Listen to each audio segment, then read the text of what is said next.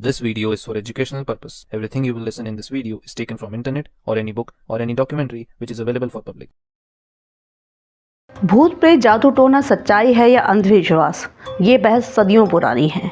पर इंडिया में इसकी जड़ें इतनी गहरी हैं कि आज भी लोग किसी भी घटना को भूत प्रेत से जुड़ा हुआ मानकर उस पर आसानी से विश्वास कर लेते हैं। ऐसी ही है हमारी आज की कहानी, जहां एक घर में होने वाली रहस्यमयी मौतों ने लोगों को चौंका दिया और इसके बाद लगने वाली रहस्यमयी आग को सभी ने भूत प्रेत और जादू टोने से होने वाली घटनाओं का नाम दे डाला। पर जब सच्चाई सबके सामने आई तो पता चला कि कैसे उनके अंधविश्वास का फायदा उठाकर ही सबको बेवकूफ बनाया गया था।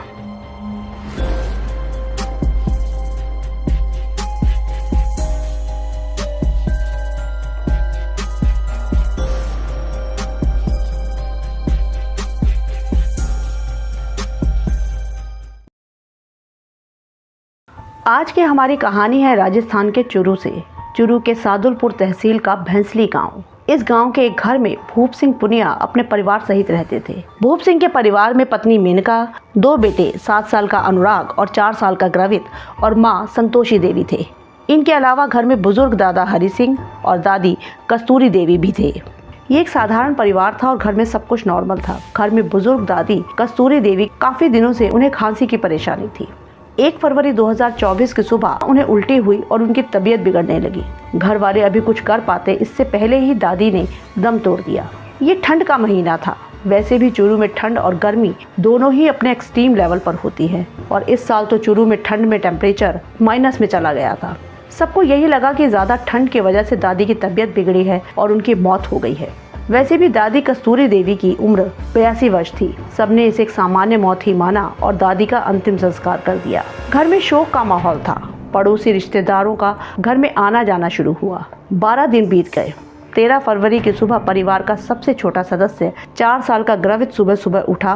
पहले घबराहट और फिर उसे भी उल्टी हुई। इसी तरह उल्टी के बाद दादी की मौत हुई थी, जिसे अभी 2 हफ्ते भी नहीं बीते थे। घर वाले ग्रवित को लेकर हॉस्पिटल के लिए निकले, पर हॉस्पिटल पहुंचने से पहले ही रास्ते में ही ग्रवित ने दम तोड़ दिया। 12-13 दिन में ही घर में दूसरी मौत से सभी दुखी थे। माँ बाप का रो रो कर बुरा हाल था। घर में आए रिश्तेदार और पड़ोसी सबको संभाल रहे थे। दादी तो बुजुर्ग थी, पर ग्रवित अभी सिर्फ 4 साल का ही था। शायद उसने कुछ उल्टा सीधा खा लिया होगा, जिसकी वजह से उसकी तबीयत बिगड़ी होगी। कुछ दिन और बीते। इस बीच कुछ रिश्तेदार वापस चले गए और कुछ अभी भी घर में ही रुके हुए थे। इस घटना के 15 दिन बाद 28 फरवरी को भूप सिंह का बड़ा बेटा 7 साल का अनुराग भी सुबह सोकर उठा। उसे भी उल्टी हुई। उसकी भी तबीयत बिगड़ी। घर वाले और रिश्तेदार बिना देर किए उसे हॉस्पिटल लेकर भागे, लेकिन वहां पहुंचते ही डॉक्टर ने उसे डेड डिक्लेयर कर दिया। भूप सिंह और उसकी पत्नी पर तो जैसे दुख का पहाड़ ही टूट पड़ा था। 1 फरवरी को शुरू हुए इन मौतों के सिलसिले में 28 फरवरी तक 3 मौत हो चुकी थी। 82 साल की दादी कस्तूरी देवी, 4 साल का ग्रवित और अब 7 साल का अनुराग, तीनों की मौत एक ही तरीके से हुई थी। सभी ठीक ठाक थे। सुबह सोकर उठे, उल्टी हुई और इलाज मिलने से पहले ही तीनों की मौत हो गई थी। घर वालों, रिश्तेदार और पड़ोसी किसी को समझ नहीं आ रहा था कि ये क्या हो रहा है। पूरे गाँव में चर्चा होने लगी। 28 फरवरी को अनुराग की मौत के बाद उसका भी अंतिम संस्कार कर दिया गया। एक बार फिर घर में रिश्तेदारों की भीड़ लगी थी। सभी घर के लोगों को संभाल रहे थे। भूप सिंह की पत्नी का तो बुरा हाल था। कुछ ही दिनों में उसने अपने दोनों बेटों को खो दिया था। माता पिता ने इसे भी अपनी किस्मत मानकर दिल पर पत्थर रख लिया। 29 फरवरी के दिन घर में लोग जमा थे। अचानक घर के एक कमरे में खूंटी पर लगे हुए कपड़ों में आग लग गई। हर तरफ अफरा तफरी मची, पर जल्दी ही आग बुझा दी गई। घर में इतने लोग थे, शायद किसी ने बीड़ी जलाई होगी या जलती तीली से आग लगी होगी, इसीलिए किसी ने ज्यादा ध्यान नहीं दिया। इसके अगले दिन 1 मार्च को घर के किचन में अचानक आग लग गई। किचन में अक्सर लापरवाही से आग लग जाती है, लेकिन 3 मौतों के बाद घर की किचन बंद थी। खाने का इंतजाम अड़ोस पड़ोस वाले ही कर रहे थे। घर का चूल्हा नहीं जल रहा था, इसीलिए किसी को समझ नहीं आ रहा था कि आग लगी कैसे। उस आग को भी फौरन बुझा दिया गया, पर इसके 2 दिन बाद ही घर के बेडरूम में बिस्तर पर आग लग गई। अब तो घर में सभी परेशान हो उठे कि आखिर ये हो क्या रहा है। पहली बार आग लगने के बाद सभी सावधानी बरत रहे थे, पर फिर भी घर के किसी न किसी हिस्से में कभी भी अचानक आग लग जाती थी। अभी तक सब इसे हादसा ही मान रहे थे कि शायद इत्तेफाक से ऐसा हो रहा है, ये शायद अभी भी लापरवाही से ही आग लग रही थी। पर अब रिश्तेदार, पड़ोसी और पूरे गांव में चर्चा होने लगी कि भूप सिंह के घर में कुछ अजीब हो रहा है। पहले एक एक करके घर के 3 लोगों की मौत हुई और अब घर में रोज यूं आग का लगना। कोई इसे हादसा बता रहा था और कोई इसे अपशकुन मानकर कहानियां बना रहा था। लोग तरह तरह की बातें कर रहे थे, पर भूप सिंह के घर में आग लगने का तो जैसे सिलसिला ही शुरू हो गया। घर में कभी भी किसी भी हिस्से में अचानक आग लग जाती थी। ये ठंड का समय था। दिन में सभी घर से बाहर धूप में बैठे होते थे तो अंदर कमरे में अचानक आग लग जाती थी। घर के बेडरूम, रसोई, कमरे में टंगे कपड़े, घर में रखे बिस्तर, संदूक, कहीं भी आग भड़क उठती थी। यहाँ तक कि जानवरों के चारे और पशुओं के बाड़े में भी आग लगने लगी, जहाँ आग का कोई काम ही नहीं था। इन घटनाओं को लेकर जहाँ परिवार सदमे में था, वहीं गांव के लोग भी दहशत में आ गए। किसी को कुछ समझ नहीं आ रहा था। कुछ लोगों ने रात को जगते हुए पहरा देना शुरू किया, पर फिर भी आग लगने का सिलसिला नहीं रुका। घर के सामान का ज़्यादा नुकसान ना हो, इसीलिए अब घर का लगभग सारा सामान बाहर निकालकर आंगन में रख दिया गया। इतनी ठंड, अब सभी घर से बाहर रहने को मजबूर थे, पर आग लगने का सिलसिला यूं ही जारी था। गांव के लोगों में अब कानाफूसी होने लगी कि ज़रूर इस घर में कुछ गड़बड़ है। ये जादू टोने का काम है या कोई भूत प्रेत का साया है, क्योंकि पहले 3 मौतें हुई और अब लगातार ये रहस्यमयी आग लग रही है। आग लगने का कोई समय भी नहीं था। कभी सुबह सुबह, कभी दोपहर, कभी आधी रात को भी आग लग जाती थी। इस आग लगने की वजह से गांव वालों की भी नींद उड़ी हुई थी। अचानक आग लगने की घटनाएं सभी के लिए चौंकाने वाली थी और सबसे बड़ी बात ये थी कि इन घटनाओं के बहुत से चश्मदीद थे जिन्होंने अचानक आग लगते हुए देखा था। किसी को कारण तो पता नहीं था, पर आंखों देखी बात को कोई कैसे झुठला सकता था। मुसीबत की इस घड़ी में गांव वालों ने भूप सिंह के परिवार का पूरा साथ दिया। मदद के तौर पर आग पर काबू पाने के लिए 2 ट्रैक्टरों पर पानी स्प्रे करने की मशीन लगाई गई, ताकि जल्द से जल्द लगी हुई आग को बुझाया जा सके और ज़्यादा नुकसान ना हो। घर के बाहर लोगों की भीड़ बढ़ने लगी। रहस्यमय आग के चर्चे अब दूसरे इलाकों में भी फैल रहे थे। सोशल मीडिया के दौर में हर कोई इस खबर को कवर करना चाहता था। दूर दूर से लोग इस घर में लगने वाली आग को देखने आ रहे थे। किसी जादू टोने या भूत प्रेत बाधा का ख्याल आने के बाद कुछ तांत्रिकों को भी बुलाया गया। उन्होंने घर में कुछ पूजा अनुष्ठान किए। देर रात तक उनका कार्यक्रम चला। जैसे ही वो पूजा खत्म करके घर से निकले, एक बार फिर घर के कमरे में आग लग गई। अब तो तांत्रिक भी घबरा गए और कहने लगे कि ये बहुत भारी साया है, उसे संभालना उनके बस की बात नहीं है। सुबह होते होते किसी ने पुलिस को खबर कर दी। पुलिस ने आकर घर में आग लगने की कहानी सुनी, पर उन्हें इस पर विश्वास नहीं था। गांव देहात में अक्सर इसी तरह के अंधविश्वास की बातें बढ़ा चढ़ाकर बताई जाती है। घर में लोगों की भीड़ थी, घर वाले और तांत्रिक भी थे। सभी अपनी अपनी कहानियां सुना रहे थे। पुलिस को आग लगने का तो कुछ खास रीजन समझ नहीं आया, पर पुलिस उन तांत्रिकों को पकड़कर थाने ले गई कि ये लोग ही अफवाहें फैला रहे हैं और बेवजह अंधविश्वास को बढ़ावा दे रहे हैं। पुलिस का कहना था कि ये जरूर किसी की शरारत है। इस बीच किसी ने घर में सीसीटीवी कैमरा लगाने की सलाह दी। भूप सिंह ने आनन फानन में घर में सीसीटीवी कैमरा लगवा लिया।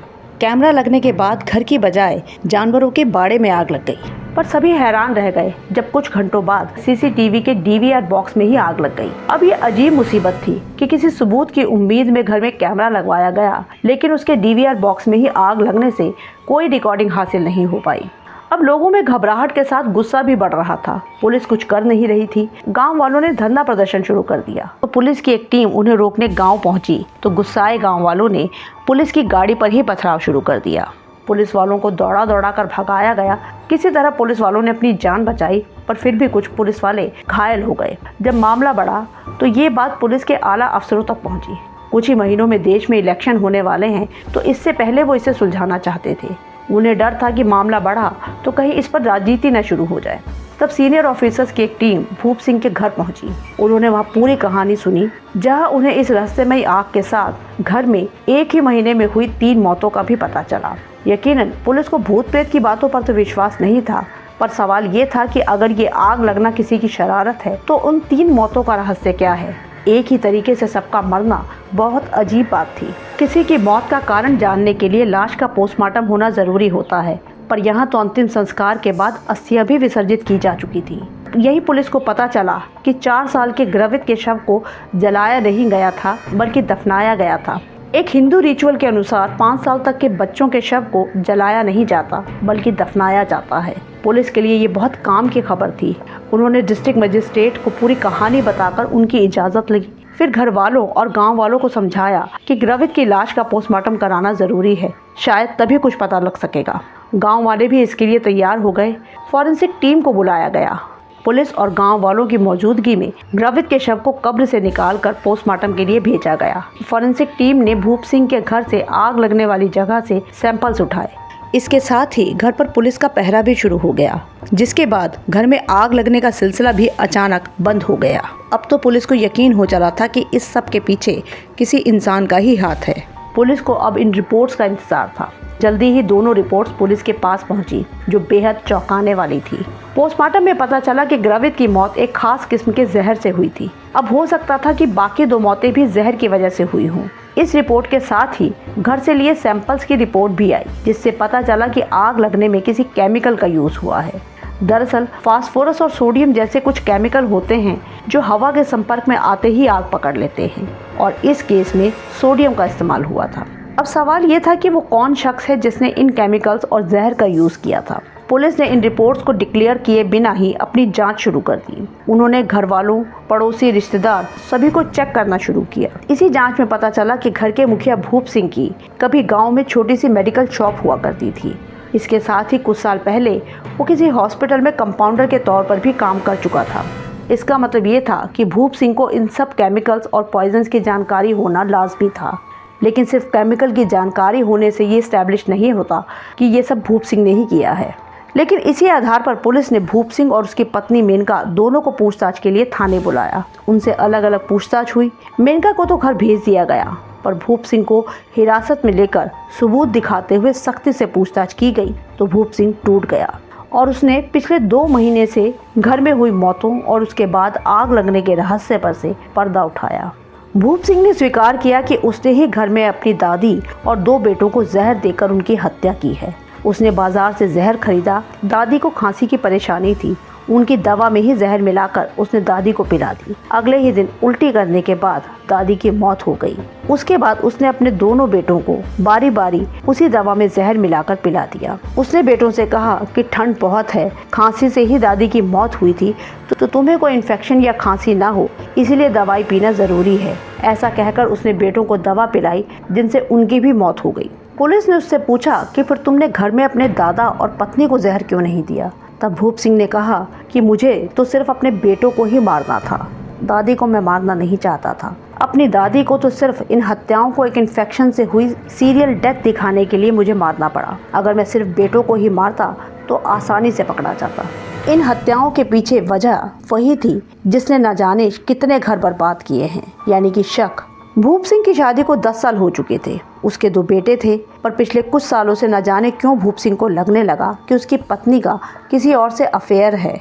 खास तौर पर 2020 यानी कोरोना के दौरान उसे लगता था कि ये दोनों बच्चे उसके नहीं हैं, क्योंकि दोनों की शक्ल उससे नहीं मिलती। धीरे धीरे ये बेफजूल का शक उसके दिमाग में गहरा होता गया, जिसका नतीजा ये तीनों हत्याएं थी। उसने जहर देकर अपने दोनों बेटों को मार दिया और साथ में बुजुर्ग दादी की भी हत्या कर दी। घर में आग लगने की वजह जब भूप सिंह से पूछी गई तो उसने कहा कि घर में 3 मौतों के बाद पूरे गांव में इसके चर्चे थे।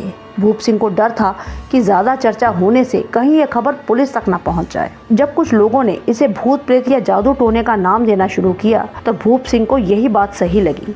उसने इसी का सहारा लेते हुए घर में आग लगने का नाटक शुरू कर दिया।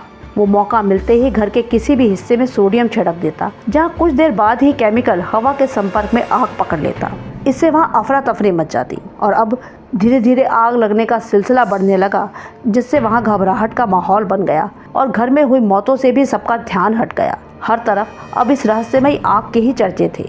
सीसीटीवी के डीवीआर को भी उसने ऐसे ही जलाया था, पर ना चाहते हुए भी इस केस में पुलिस की एंट्री हो ही गई। भूप सिंह घबरा गया। उसे पता था कि पुलिस जांच करवाएगी तो केमिकल का पता चल सकता है, इसलिए उसने ही गांव वालों को भड़काया कि पुलिस निकम्मी है और कुछ नहीं कर रही है। इसीलिए जब शुरू में पुलिस टीम गांव में पहुंची तो गांव वालों ने उन पर हमला करके उन्हें भगा दिया, पर इससे तो मामला और बढ़ गया। और जब दूसरी टीम ग्रवित की लाश निकालकर पोस्टमार्टम कराने की बात कहने लगी तो उसे पता था कि रिपोर्ट में जहर देने की बात पता चल जाएगी। वो नहीं चाहता था कि ये पोस्टमार्टम हो। पर गांव वालों और रिश्तेदारों के होते हुए वो मना नहीं कर पाया। पूरा गांव इसके लिए राजी था और इस तरह इन रिपोर्ट्स के बाद ही सारी सच्चाई दुनिया के सामने आई। जब इन मौतों और रहस्यमयी आग का रहस्य गांव वालों को पता चला तो सभी दंग रह गए। किसी को यकीन नहीं था कि इन सब के पीछे घर का मुखिया खुद भूप सिंह ही था। उसकी पत्नी को तो विश्वास ही नहीं हो रहा कि उसके पति ने अपने बेबुनियाद शक की वजह से उसके मासूम बेटों की जान ले ली है। भूप सिंह एक पढ़ा लिखा शख्स था। वो मेडिकल टर्म्स को अच्छे से समझता था। वो बच्चों का डीएनए करवाकर सच्चाई पता लगवा सकता था और वैसे भी क्राइम किसी भी समस्या का हल नहीं होता। शक की वजह से बेटों को मारने के लिए उसने दादी को भी मारा और फिर इन मौतों की सच्चाई छुपाने के लिए आग लगने का नाटक करता रहा, जिससे इतने समय तक पूरे गांव वालों की नींद उड़ी हुई थी ये सच्चाई। लेकिन अब सच्चाई सामने आने के बाद सभी ने राहत की सांस ली है। अगर आपको हमारा काम पसंद आ रहा है तो वीडियो को लाइक और चैनल को सब्सक्राइब ज़रूर कर लें। मिलते हैं नेक्स्ट वीडियो में।